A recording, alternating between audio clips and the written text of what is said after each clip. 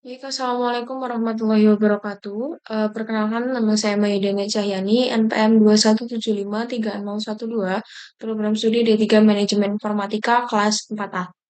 Baik, pada kesempatan kali ini saya akan membuat video sebagai pemenuhan tugas mata kuliah Rancang Bangun Jaringan Komputer. Di sini saya akan menjelaskan mengenai modul 10 pada tema pembelajaran Switching, Routing, and Wireless Essential dengan judul LAN Security Concept. Mungkin langsung saja. Yang pertama di sini ada introduction atau kenapa sih kita harus mempelajari tentang modul ini. Nah, jadi kalau jalur karir kita ini sendiri di bidang IT, jadi kita tidak hanya akan membangun atau memelihara jaringan, tetapi kita juga akan bertanggung jawab atas keamanan jaringan tersebut.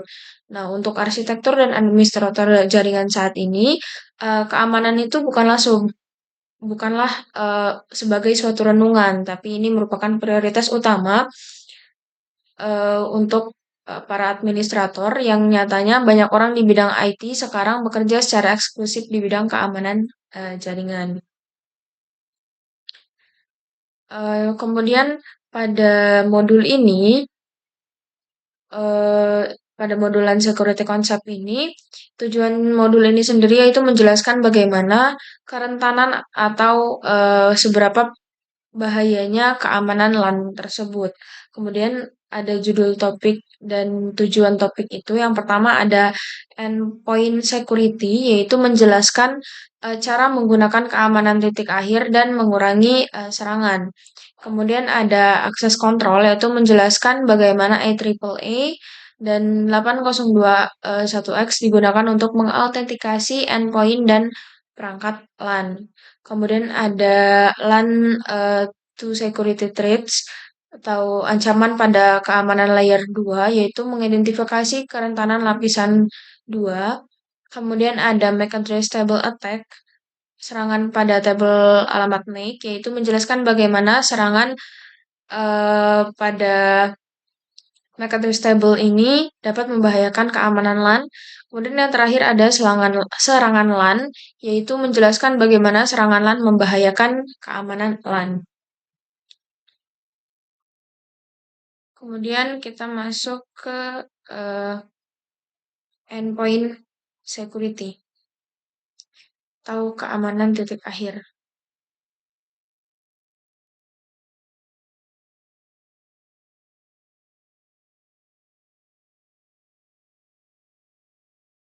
Nah, di sini ada network attacks today atau serangan jaringan hari ini. Nah,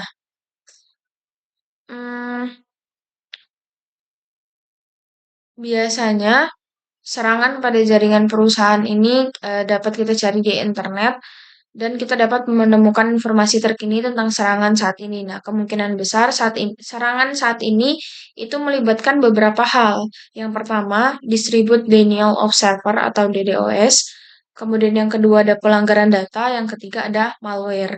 Nah, yang serangan uh, distribute denial of server ini itu merupakan serangan terorganisasi dari banyak perangkat yang disebut zombie dengan tujuan menurunkan atau menghentikan akses publik ke situs web dan sumber data organisasi. Kemudian ada data breach atau pelanggaran data, yaitu serangan di mana server data atau host organisasi disusupi untuk mencari informasi rahasia. Kemudian ada malware. Malware ini serangan di mana host organisasi terinfeksi dengan perangkat lunak berbahaya yang menyebabkan berbagai masalah. Misalnya itu ransomware seperti WannaCry yang digunakan pada gambar ini ya. Pada gambar ini menginskripsi data pada host dan mengunci aksesnya hingga uang tebusan dibayarkan. Ya. Jadi dikunci sampai di uang tebusan itu diberikan. Kemudian ada network security device atau perangkat keamanan jaringan. Berbagai perangkat keamanan jaringan diperlukan untuk melindungi parameter jaringan dari luar akses. Perangkat ini dapat mencakup router yang mendukung jaringan pribadi virtual atau VPN, kemudian firewall generasi berikutnya, NGFW, dan perangkat kontrol akses jaringan atau NAC. Jadi ada tiga ya, ada VPN Enable Routing, eh, atau router yang diaktifkan VPN, kemudian ada NGFW, salah, kemudian ada NAC. Lanjut saja, endpoint protection.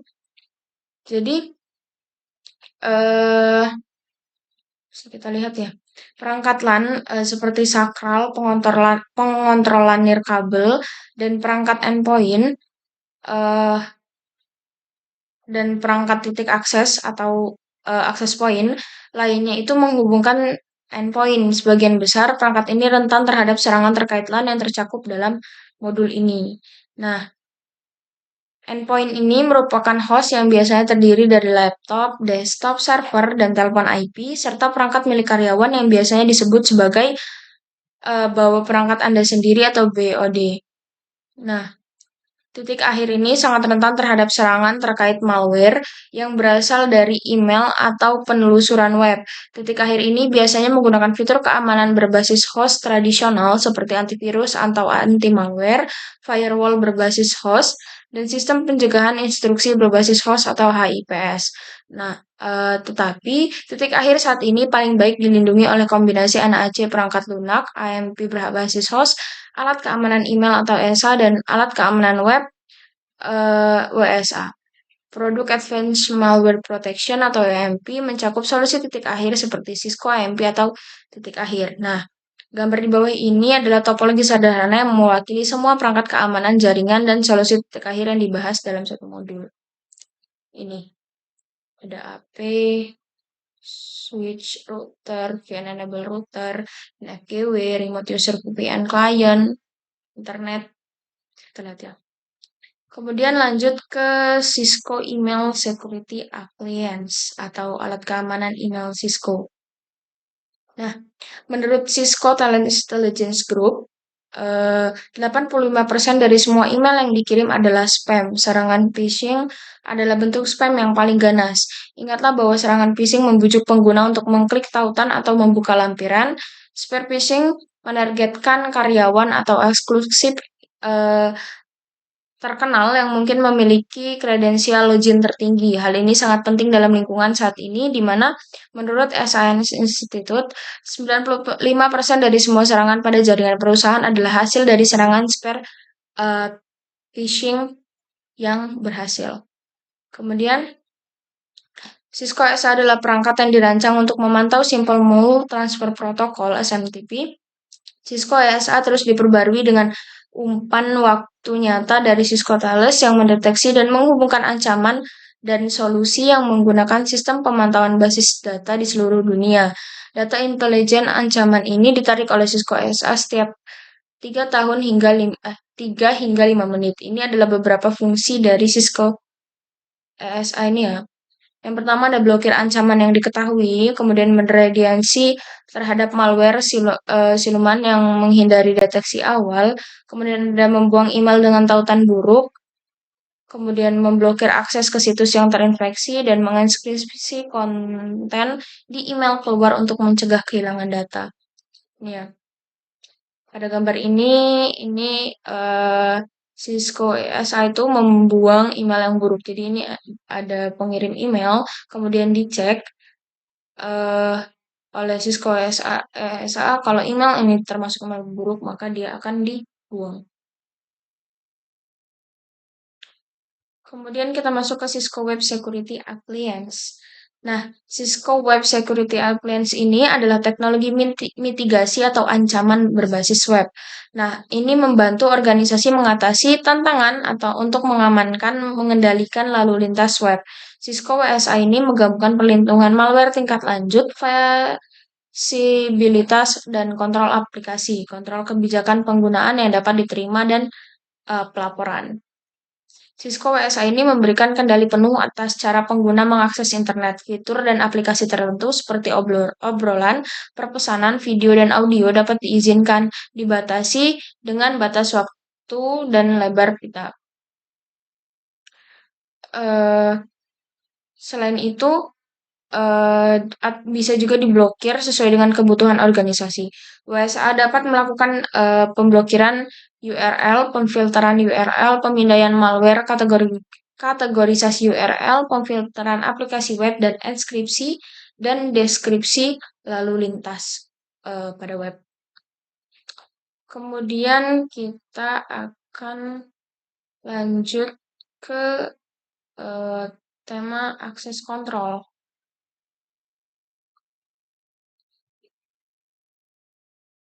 Yang pertama yaitu authentication with local password. Autentikasi dengan password lokal. Kemudian banyak jenis autentikasi yang dapat dilakukan pada perangkat jaringan dan setiap metode menawarkan berbagai tingkat keamanan. Metode paling sederhana dari autentikasi akses jarak jauh adalah mengkonfigurasi kombinasi login dan kata sandi pada konsol, baris VTY dan port aux, seperti yang ditunjukkan pada baris VTY pada contoh berikut ini. Ya, line VTY 04, password Cisco, login. Kemudian metode ini paling mudah diterapkan, tetapi juga paling lemah dan paling tidak aman. Metode ini tidak memberikan pertanggungjawaban dan kata sandi dikirim dalam bentuk teks biasa. Siapapun yang memiliki kata sandi dapat masuk atau memiliki akses ke perangkat. Kemudian SSH adalah bentuk akses jarak jauh yang lebih aman karena SSH itu yang pertama membutuhkan nama pengguna dan kata sandi, keduanya dienkripsi selama transmisi. Kemudian nama pengguna dan kata sandi dapat diautentikasi dengan metode basis data lokal, kemudian memberikan lebih banyak akuntabilitas karena nama pengguna dicatat saat pengguna masuk. Contohnya seperti di bawah ini ya, IP domain, name example, crypto key generate, RSA, general keys modul 2048, dan seterusnya. Kemudian metode database lokal memiliki beberapa keterbatasan, yaitu yang pertama, akun pengguna harus dikonfigurasi secara lokal di setiap perangkat, lingkungan perusahaan besar dengan banyak router dan saklar untuk dikelola. Perlu waktu untuk menerapkan dan mengubah database lokal di setiap perangkatnya. Kemudian yang kedua, konfigurasi database lokal tidak menyediakan metode autentifikasi fallback. Misalnya, bagaimana jika administrator lupa nama pengguna dan kata sandi perangkat tersebut tanpa metode cadangan yang tersedia untuk autentikasi, pemilihan kata sandi menjadi satu-satunya pilihan. Jadi kalau lupa, satu-satunya pilihan itu yaitu pemulihan kata sandi. Kemudian ada komponen triple A. Nah, triple A ini merupakan singkatan dari authentication, authorization, dan accounting, yaitu konsep triple A ini mirip dengan menggunakan kartu kredit, seperti terlihat pada gambar. Kartu kredit, ya, kartu kredit mengidentifikasi data yang dapat siapa yang dapat menggunakannya, berapa banyak yang dapat dibelanjakan pengguna, dan mencatat barang atau layanan apa yang dibeli oleh pengguna. Kemudian IEEE ini menyediakan kerangka kerja utama untuk menyimpan kontrol akses pada perangkat jaringan. AAA adalah cara untuk mengontrol siapa yang diizinkan mengakses jaringan atau autentikasi, apa yang dapat mereka lakukan saat berada di sana atau authorization atau autorisasi, dan untuk mengaudit tindakan yang dapat mereka lakukan saat mengakses jaringan atau accounting.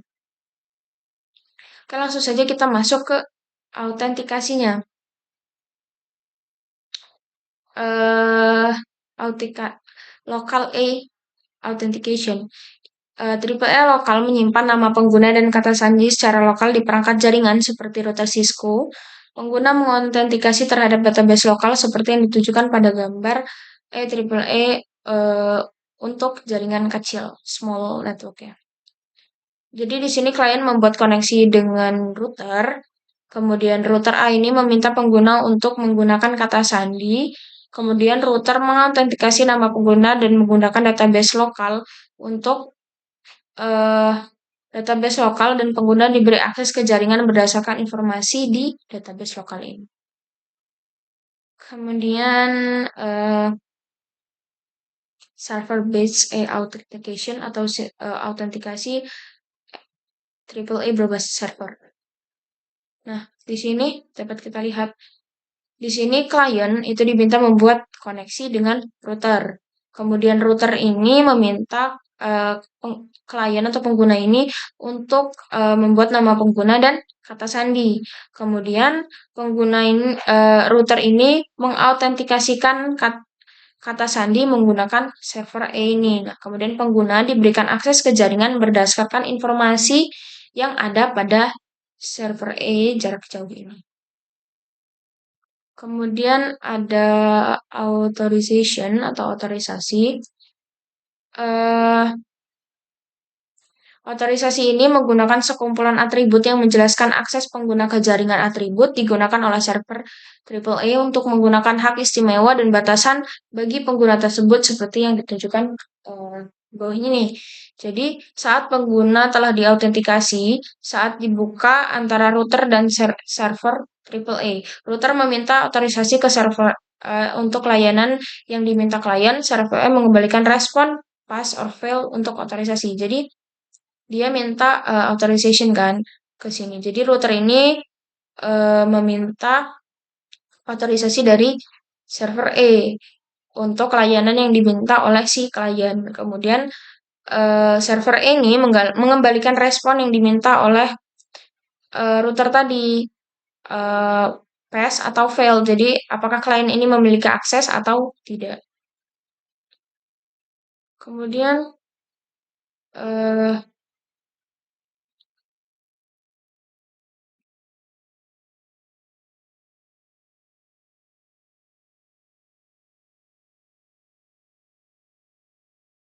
hmm, sebentar.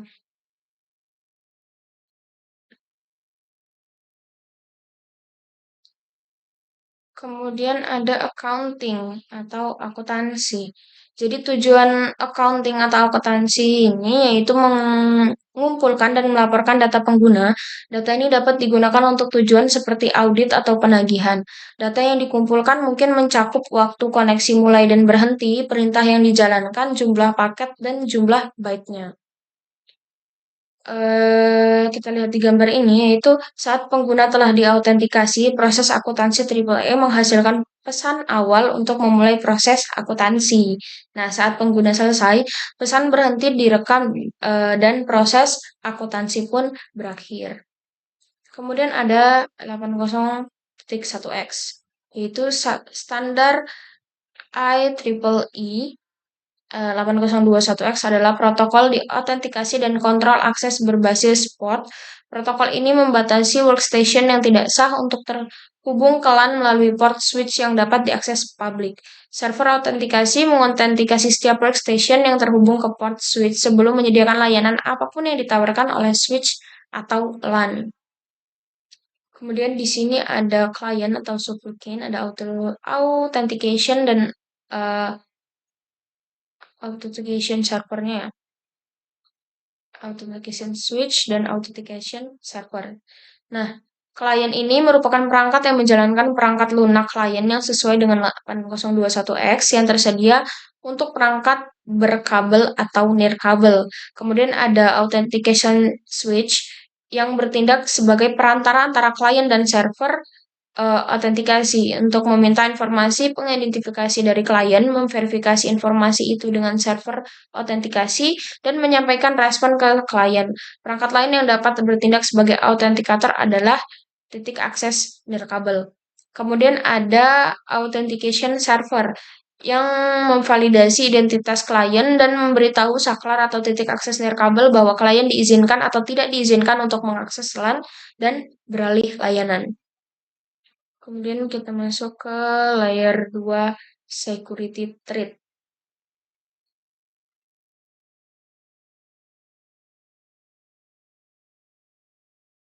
Hmm, kita masuk ke topik layer 2 vulnerabilities atau kerentanan pada lapisan kedua. Eh, jadi administrator jaringan itu secara rutin menerapkan solusi keamanan untuk melindungi elemen di lapisan 3 hingga lapisan 7. Sini ya. Lapisan 3 network ke lapisan 7. Data link network ke application. Mereka menggunakan perangkat VPN, firewall, dan IPS untuk melindungi elemen ini. Namun, jika layer 2 terganggu, maka semua layer di atasnya juga terpengaruh. Misalnya, jika aktor ancaman itu dapat mengakses jaringan dengan internet internal menangkap bingkai lapisan 2, maka semua keamanan yang diterapkan pada lapisan di atas tidak akan berguna. Pelaku ancaman dapat menyebabkan banyak kerusakan pada infrastruktur jaringan LAN pada layer 2.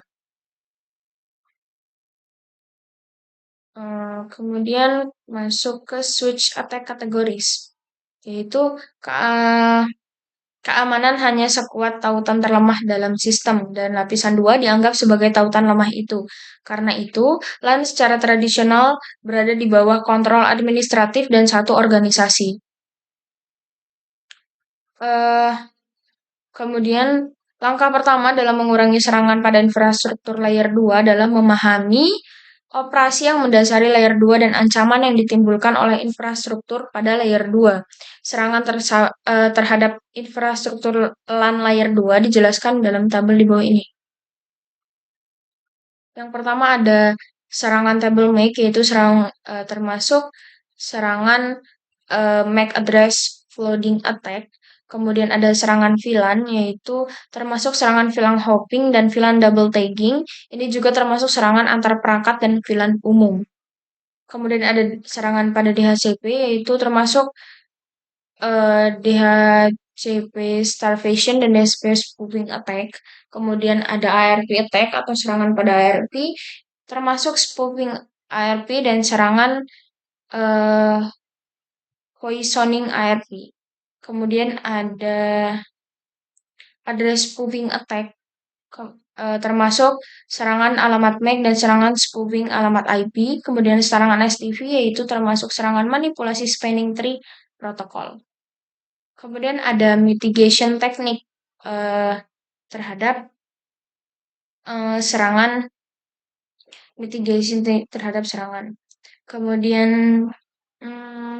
mitigasi serangan pada layer 2 ini ada port security, di mana mencegah berbagai jenis serangan termasuk serangan banjir alamat MAC dan serangan kelaparan DHCP. Kemudian pengintaian DHCP itu mencegah kelaparan DHCP dan serangan proofing DHCP. Kemudian inspeksi ARP dinamis atau DAI, yaitu mencegah spoofing ARP dan serangan keracunan ARP. Dan penjaga sumber IP atau IPSG mencegah serangan spoofing alamat IP dan IP. Selanjutnya, solusi lapisan 2 ini tidak akan efektif jika protokol manajemen tidak diamankan. Misalnya protokol manajemen syslog, Simple Network Management Protocol atau SNMP, Triple File Transfer Protocol atau TFTP, Telnet File Transfer Protocol, dan sebagian besar protokol umum lainnya tidak aman. Oleh karena itu, strategi berikutnya yang direkomendasikan yaitu selalu menggunakan varian aman dari protokol ini seperti SSH, Secure Copy Protocol, Secure FTP, dan Secure Socket Layer atau Transport Layer Security. Kemudian mempertimbangkan untuk menggunakan jaringan manajemen out of band untuk mengelola perangkat.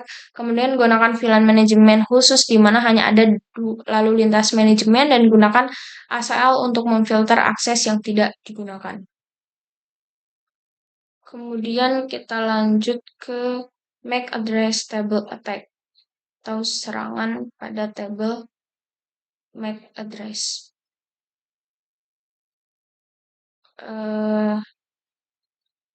Ada switch operation review,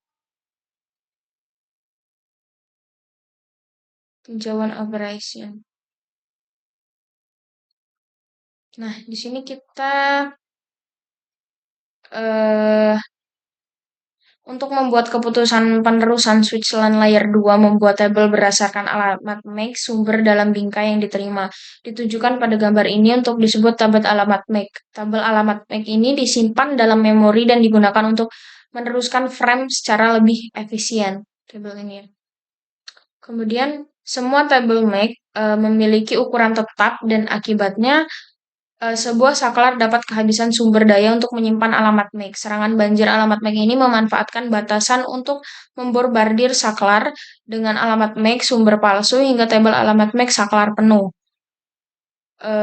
saat ini terjadi, saklar melakukan bingkai sebagai unicast yang dikenal dan mulai membanjiri semua lalu lintas masuk dan semua port pada VLAN yang sama tanpa mereferensikan tabel MAC. Kondisi ini sekarang memungkinkan aktor ancaman untuk menangkap semua frame yang dikirim dari satu host ke host lain di LAN lokal atau VLAN lokal. Nah, di gambar ini dapat kita lihat, jadi pelaku ancaman ini terhubung ke VLAN 10 dan menggunakan MAC-off untuk secara cepat menghasilkan banyak sumber acak dan alamat MAC dan IP tujuan. Kemudian dalam waktu singkat, tabel MAC saklar terisi. Saat tabel MAC penuh, saklar mulai membanjiri semua bingkai yang diterimanya. Selama MAC-off terus berjalan, tabel MAC tetap penuh dan saklar terus membanjiri semua bingkai yang masuk dan setiap port yang terkait dengan VLAN 10. Kemudian pelaku ancaman ini menggunakan perangkat lunak paket sniffing untuk menangkap frame dari setiap dan semua perangkat yang terhubung ke VLAN 10. Kemudian ada mitigasinya untuk serangan tabel alamat MAC ini.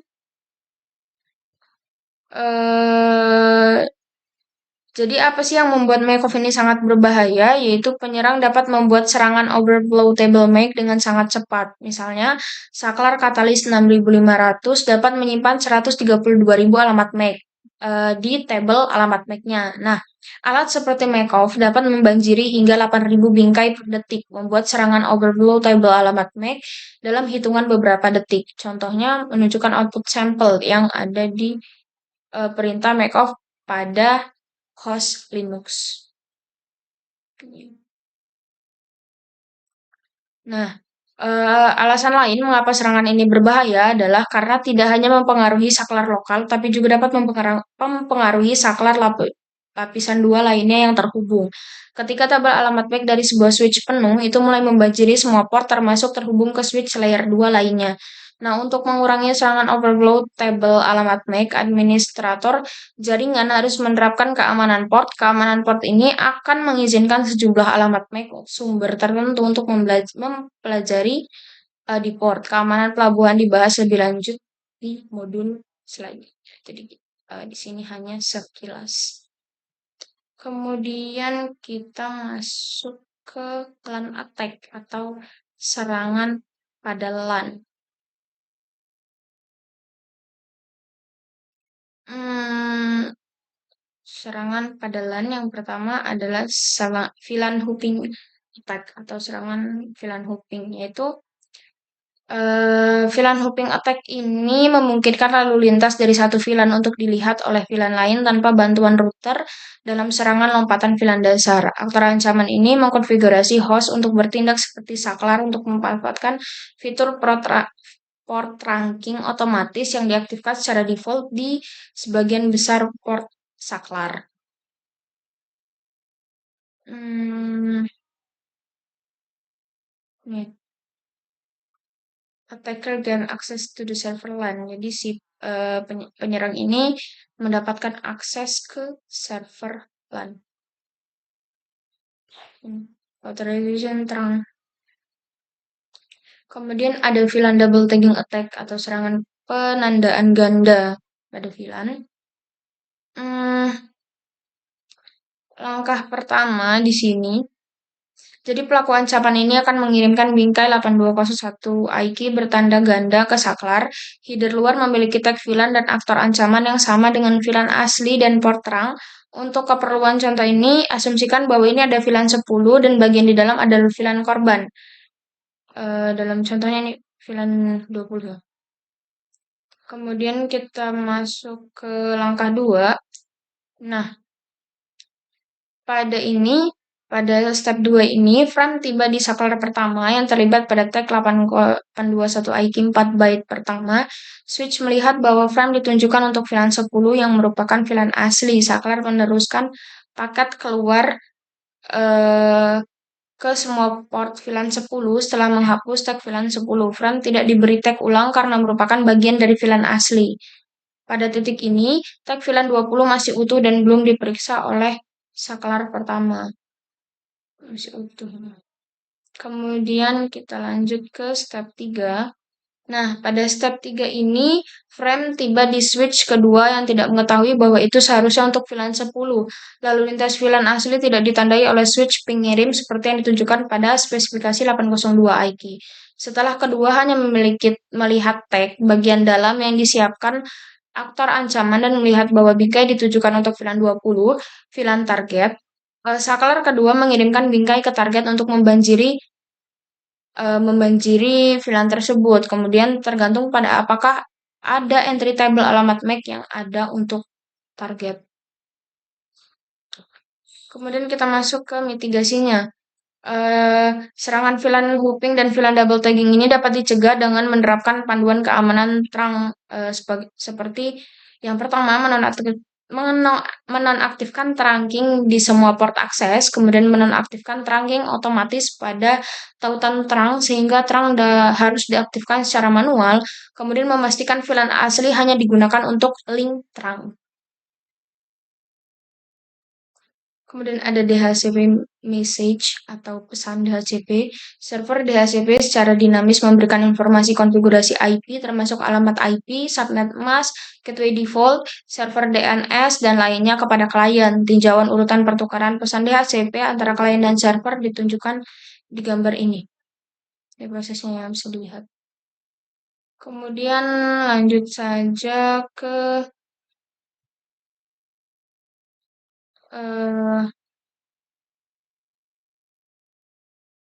kita langsung ke DHCP attack atau serangan DHCP. Di sini ada dua serangan yaitu DHCP starvation attack dan DHCP spoofing attack. Nah, DHCP starvation attack ini bertujuan untuk membuat DOS untuk menghubungkan klien. Serangan starvation attack ini membutuhkan alat serangan seperti Gobbler. Gobbler memiliki kemampuan untuk melihat seluruh cakupan alamat IP yang dapat disewa dan mencoba untuk menyewa semuanya secara khusus. Membuat pesan penemuan DHCP dengan alamat MAC palsunya. Kemudian untuk DHCP spoofing attack ini, serangan spoofing terjadi ke server, DHCP nakal terhubung ke jaringan dan memberikan parameter konfigurasi IP palsu ke klien yang sah. Server nakal dapat memberikan berbagai informasi yang menyesuaikan, yaitu yang pertama ada gateway default yang salah, yaitu server jahat menyediakan gateway yang tidak valid atau alamat IP hostnya untuk membuat serangan man in the middle. Ini mungkin sama sekali tidak terdeteksi karena penyusup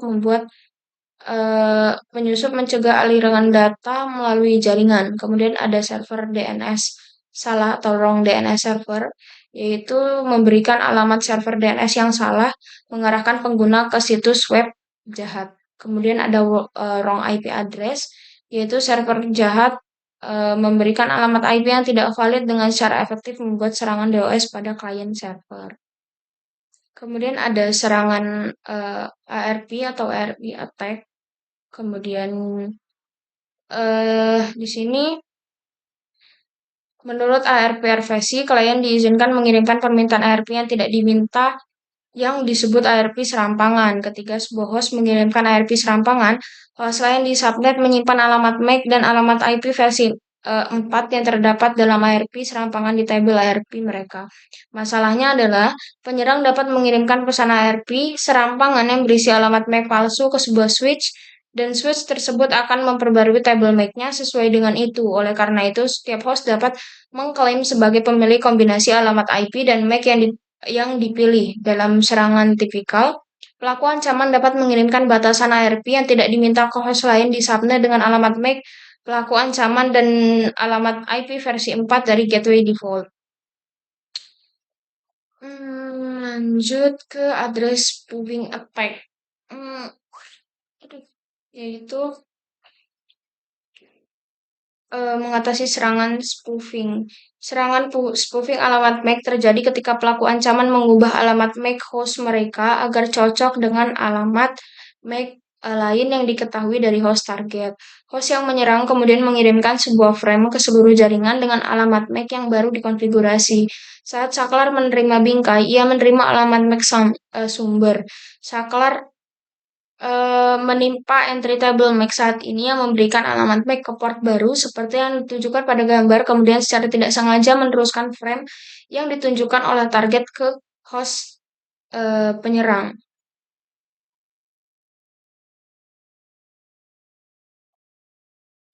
Jadi ketika host target ini mengirim lalu lintas, hacker akan memperbaiki kesalahan, menyetel kembali alamat MAC ke port aslinya untuk menghentikan switch, kemudian mengembalikan penetapan port ke keadaan yang benar. Aktor ancaman dapat membuat program atau script yang akan terus mengirimkan frame ke switch sehingga switch mempertahankan informasi yang salah atau palsu. Tidak ada mekanisme keamanan pada layer 2 yang memungkinkan sebuah switch untuk memverifikasi sumber alamat MAC yang membuatnya sangat rentan terhadap eh, spoofing.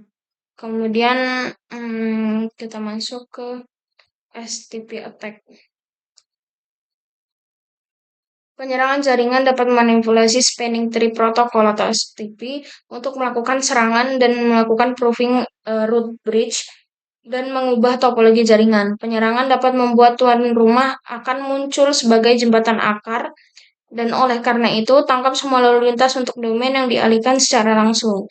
Untuk melakukan serangan manipulasi STP, host yang menyerang menyiarkan unit data protokol jembatan atau BPDU STP yang berisi perubahan konfigurasi dan topologi yang akan memaksa penghitungan ulang spanning tree seperti yang ditujukan pada gambar di bawah ini.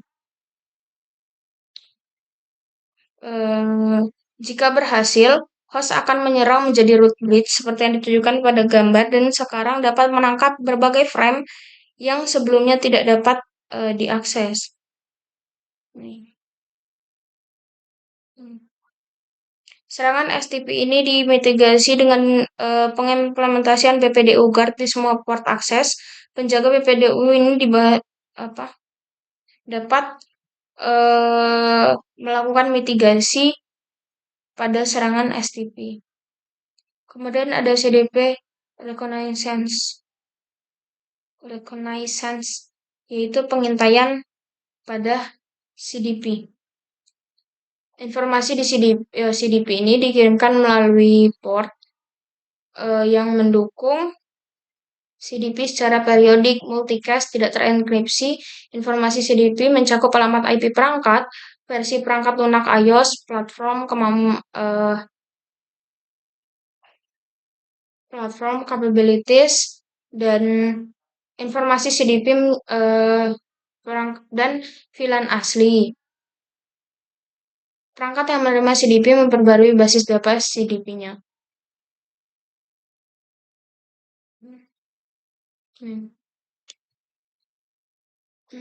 Kemudian, serangan CDP ini dikirim tidak transkripsi dan tidak diautentikasi. Oleh karena itu, penyerang dapat mengganggu infrastruktur jaringan dengan mengirimkan bingkai CDP buatan yang berisi informasi bingkai palsu ke perangkat Cisco yang terhubung langsung. Untuk mengurangi eksploitasi CDP, batasi penggunaan CDP pada perangkat atau port. Misalnya, nonaktifkan port CDP dan edge yang terhubung ke perangkat yang tidak terpercaya. Untuk mengaktifkannya sendiri, menonaktifkan CDP secara global pada perangkat itu kita menggunakan perintah no CDP run, sedangkan untuk menonaktifkan CDP pada port itu kita menggunakan perintah no CDP enable pada mode interface configuration.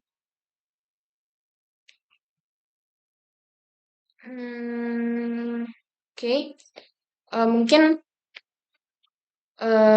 cukup sekian penjelasan dari saya. Kurang dan lebihnya saya mohon maaf. Saya akhiri. Wassalamualaikum warahmatullahi wabarakatuh.